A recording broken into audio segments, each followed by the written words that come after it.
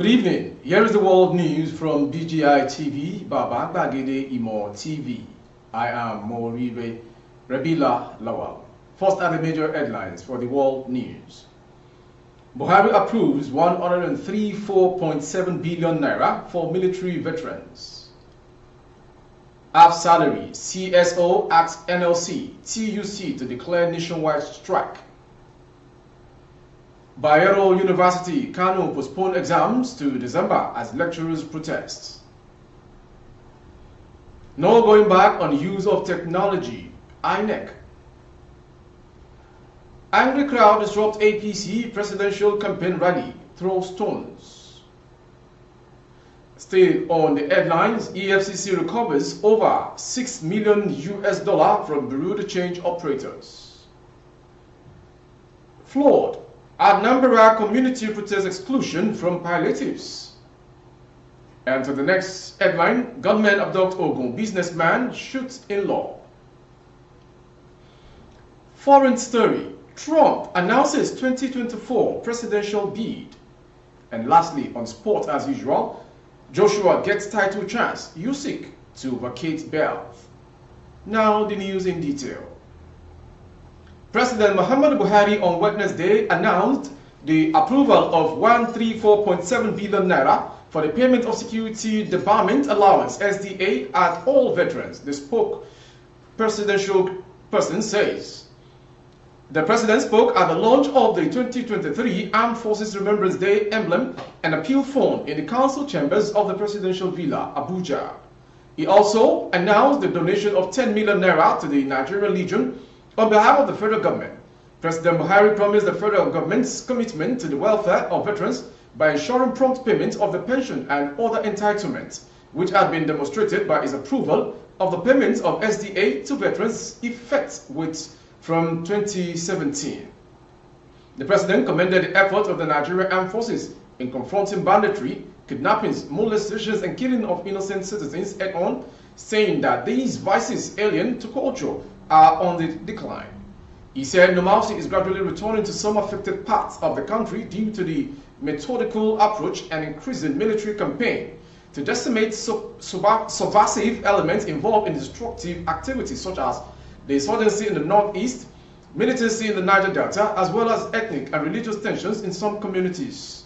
He called on business enterprises to appreciate the sacrifice of servicemen and gallant troops by extending support to them in form of discounts and rebate upon purchases and services rendered, saying this would act as a morale booster to members of the armed forces and assist them in carrying out their statutory responsibilities. Moving on to the next story. A civil society organization, Campaign for Democratic and Workers' Rights, has called on the Nigerian Labour Congress and the Trade Union Congress to declare a nationwide strike as a solidarity for the aggrieved Academic Staff Union of Universities. Nicholas also urged the federal government to meet the demands of ASU to avert another looming strike. The coordinator, CDWR Ogun State Branch, Echo Nicholas, said the government of President Muhammadu Buhari was criminalizing strike actions embarked upon by the Academic Staff Union of Universities. Nicholas spoke during a rally organized by lecturers in the Federal University of Agriculture, Abeokuta, on Tuesday. The lecturers, under the aegis of Academic Staff Union of University, ASU, UNAB, organized a congress with members and stakeholders on a special congress/protest rally against the casualization of the academics in Nigeria. While speaking during the protest, Nicholas said the argument that the FG is broke fails to fly in the face of recent revelations of monumental corruption and direct stealing of public funds by public officials and their business collaborators. These include the Accountant General of the Federation, Ahmed Idris, who together wore 3 others stole over 109 billion naira and whose office, among other things, is in charge of the vexations and fraudulent IPPIS, which undermines the university system.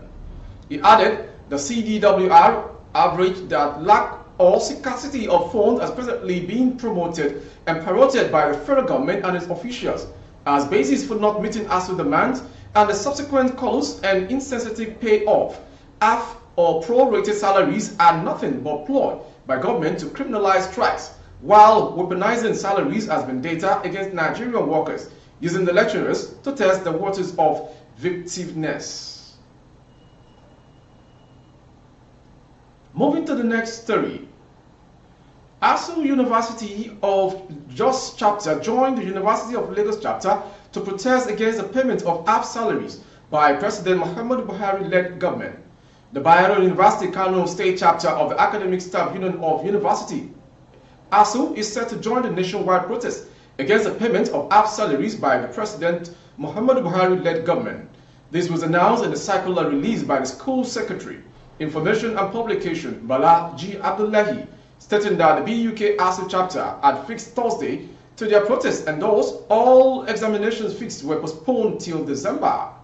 The circular reads, "This is to inform faculties, departments and students that Academic Staff Union of University ASU has organized a protest scheduled for Thursday, 17th November 2022, thereby declaring the date free of any academic activity.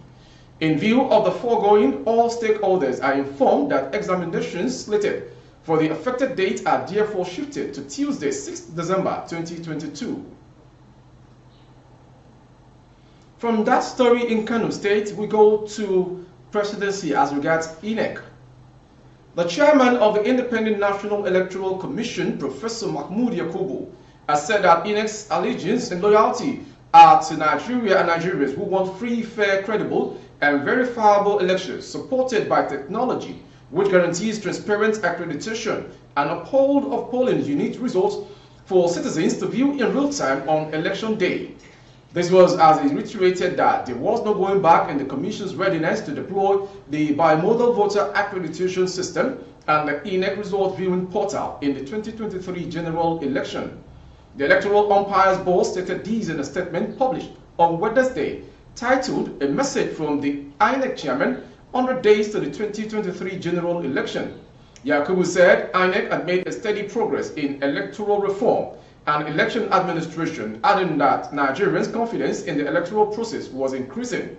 He further stated that the Commission would keep Nigerians posted on the progress it was making and challenges it was confronting as the 2023 elections inched closer. To the next story.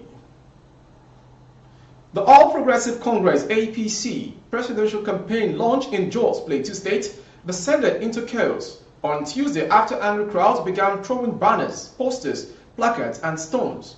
Within Nigeria, report that the campaign rally was held to launch the APC presidential candidate Asiwaju Bola Ahmed Tinubu and his running mate Senator Kashim Shettima's campaign. In a viral video shared online, an APC official could be heard pleading with the crowd to stop disrupting the event as they began throwing away banners and posters they had brought to the venue.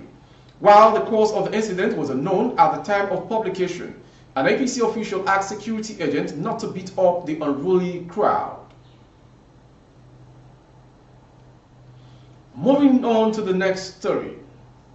The Economic and Financial Crimes Commission, EFCC, says some Bureau de Change operators who were recently arrested in Lagos, Abuja, and other parts of Nigeria were in possession of over $6 million. Abdulrashid Bawa, the Commission's chairman, made this known while speaking on the Nigerian Television Authority's NTA. He said that the arrests were part of efforts of the Anti-graft agency to sensitize the foreign exchange sector. Speaking, sanitizing ongoing operation in the forex sector, Bawa, who was represented by the Commission's Director of Operations, Abdul Karim Chukwu, said that the EFCC's arrest of the BDC operators and currency speculators in the parallel market was not indiscriminate but a product of intelligence.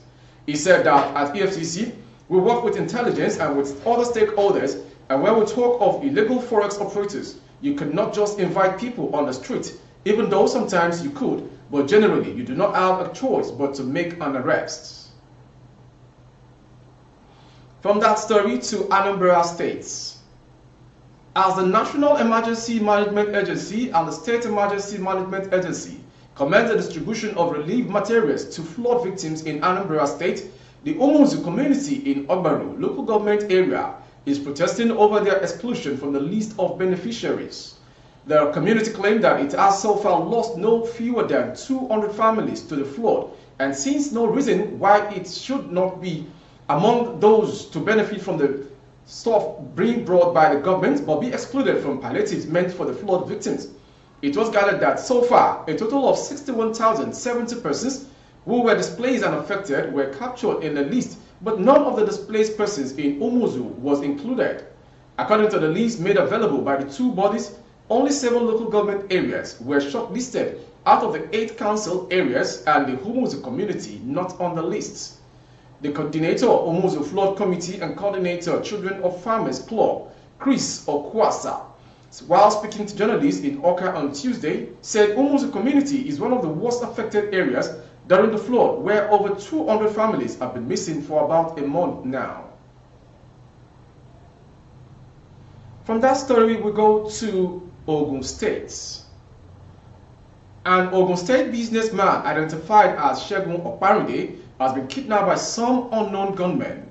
Oparinde, popularly known as Badunla, was kidnapped around 11:30 p.m. at his residence in Imeko-Afon, local government area of Ogun, on Tuesday. Daily Post reliably gathered that the gunmen ambushed Oparinde at the entrance of his house while driving in.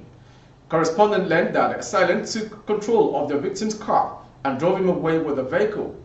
His in-law, Bello Ibrahim, who heard Oparinde's cry for help and rushed out to find out what was happening, was said to have been shot in the thigh. His in-law, Mr. Bello Ibrahim, was shot at the femur. He is receiving treatment at the Imeko General Hospital. A chief in Imeko told Daily Post. The community leader, who pleaded anonymity, said the gunmen had dragged the man into the bush while abandoning his car by the roadside somewhere in Imeko town. His vehicle was later seen this morning at Igboifa Iwa Street, Imeko town. It was abandoned in the main town. They have dragged him into the bush. We are yet to get any help from security agencies. We have called the police and the Amotekun Corps. We want the government to help us rescue the victim, he stated. Contacted, the Ogun State Police spokesperson Abimbola Oyemi promised to revive. To the foreign story. Former U.S. President Donald Trump has announced he will run for the 2024 Republican nomination for president. Trump is seeking to return to the White House after he had lost his bid for re-election to Joe Biden in 2020. He disclosed this on Tuesday during a speech at his Mar-a-Lago, Florida home.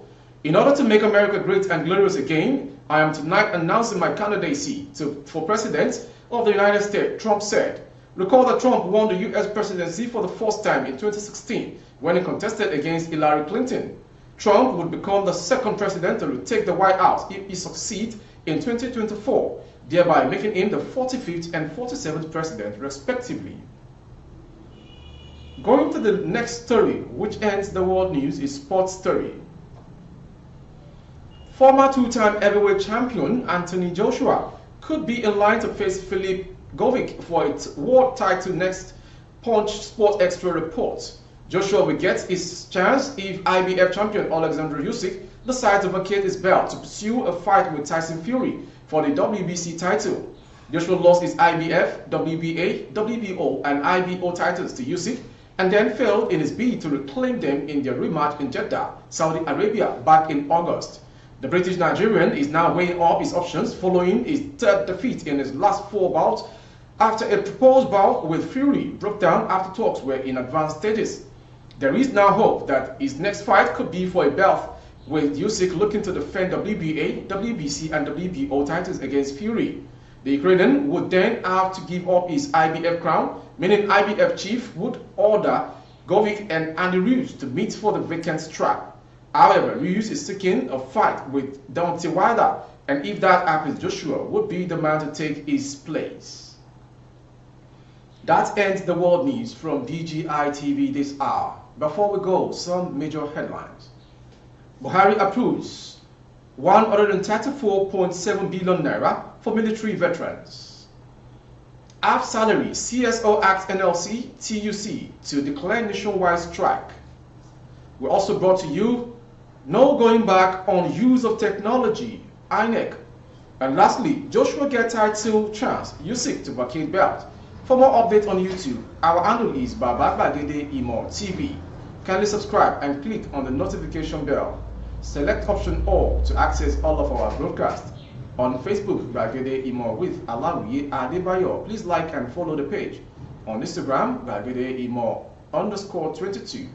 For advert placement for goods and services, coverage of events and functions, please dial the phone number streaming on your screen for advert placements only. I am Morire Rebila Lawa. Good evening. Oh, na, na, na. If you want to know what's going on in city, or you want to listen to the latest news and gist, no stress, oh, just tune to BGI TV. BGI TV, you're one in a million. Oh, na na na.